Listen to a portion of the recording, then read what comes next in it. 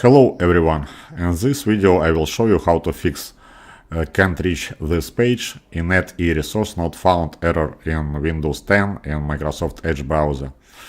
Okay, the first method is right click on Start button and select Run. Then enter ncpa.cpl. Your connections list will open. Right click on your internet connection, then Properties. Select Internet Protocol version 4 and click Properties. Here, if you have some DNS server already entered, try select and obtain DNS server address automatically. If it is already selected, try use the following DNS server addresses and enter 88888844. That stands for Google Public DNS.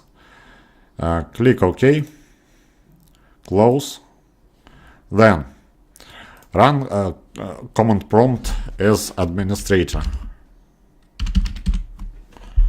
Right click on it, run as administrator, yes, and enter command ipconfig//DNS. That's it. Then check if the error was fixed. If not, then try this way. Download and run AdCleaner. I will give the link in the description. Then open Settings and select all these switches that are selected here.